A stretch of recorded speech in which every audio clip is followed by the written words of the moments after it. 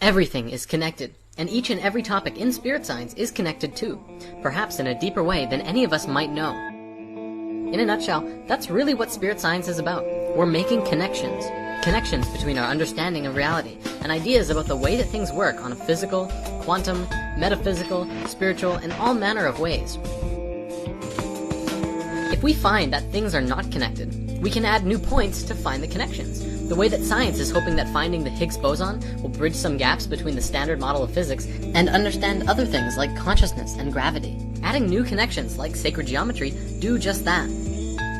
Sacred geometry shows us how biological systems interact with each other in nature, and we can copy it to become more in tune with nature and everything, and most importantly, ourselves. All of these ideas are connected. We just have to look at the patterns as to how.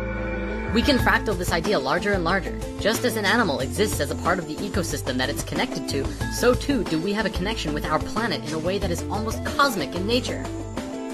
In learning to recognize the patterns that exist, such as the trinity between the life-giving sun, Mother Earth, and you, we can learn to understand ourselves in a very powerful way.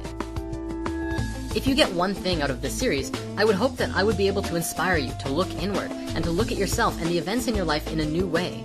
In looking deeper at the world all around you, it's important to let go of ideas that no longer serve you. The realization that I have come to is that all of us, every single person on this planet, are cosmic beings of life and light in the universe. We share a space with all of the energy of infinity, and it's about acknowledging that energy and tuning yourself into it. You are a receiver for cosmic information. Science now shows that we are all made of stardust, the remnants of exploding stars.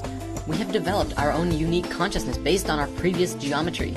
If our consciousness came from a star, then what's to say that that star and the rest of the universe doesn't also have its own unique consciousness, even if it's not entirely understood yet? On that note, I want to share a short video with you now by performance philosopher Jason Silva about what it means to understand and connect the dots.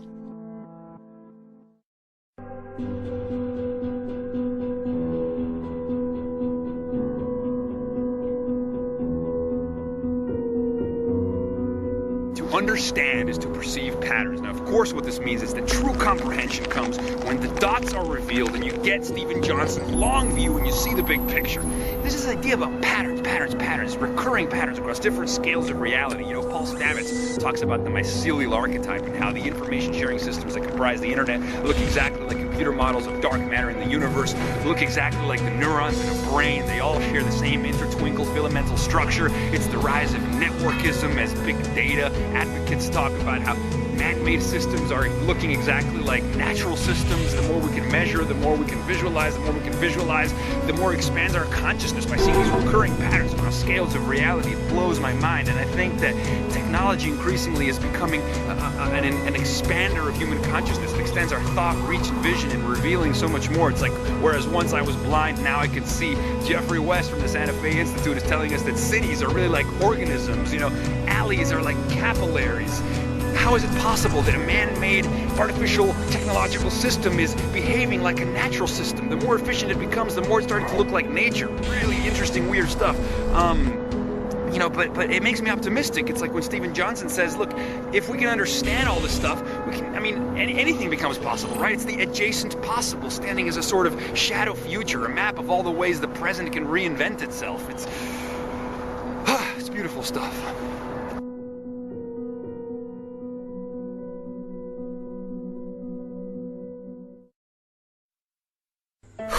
Now, let's take this one step deeper, because I know there's one aspect about this that a lot of people are hesitant about. It's the use of this word, spirit, in conjunction with this word, science. Many people feel that these words need to be kept separate, although I will share that in my experiences, I've learned that magic can happen when powerful energies come together. In fact, it's the very nature of physics and our own sun. Our sun is a fusion reactor, which provides all of the energy and life for the entire planet, whereas fission, on the other hand, has been used to blow up and demolish entire cities. So, which do you really prefer? I find it really interesting too, as the discussion of God has been the most sought discussion of our evolution and history for thousands of years. Ideas like God, source, spirit, and essence are all ideas that can be used to expand our perception of everything in the universe to a broader, more encompassing understanding. less of a creator-god caricature than it's typically perceived as.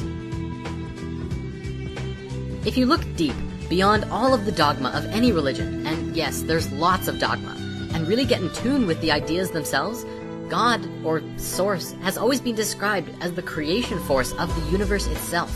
The creation force of reality, the driving life essence that moves through everything. In modern science, we pretend that this is not the question that we're asking, but it really is. We can see scientifically that everything in reality is vibrating waves of light, and we can look to our ancient past to see that pretty much everyone says that the light itself is the creation force. It's not just in the Bible that the light came first. Pretty much every ancient culture believed this, from the Mayans to the Egyptians. We're coming full circle. The leading theories and ideas about the universe now depict how the entire reality is like a giant living organism that grows and evolves and manifests new things. The Big Bang is the breath of source energy from which everything manifested. All of the parameters for the structures of the universe were defined within the first nanoseconds of the Big Bang. It wasn't random, there was a fundamental pattern at the core of that creation. It was geometric in nature. The creative expression of the universe manifests as our reality that we are a part of, and we too are creators within that creation. Free to create whatever we want, limited only by our imaginations and ability to spill our thoughts over from our minds and into the physical world. Okay, we're wrapping it up now, so here's the spirit science theory. Is it possible that what spirit or God is actually this hierarchy of awareness, of consciousness, as it manifests at different levels of existence through the universe? Consciousness itself is not this extrapolated aspect of the universe that we just so happen to inhabit, nor is it only subject to exist through biological life, but rather, the whole of the universe itself is conscious, and that is how it exists in the first place.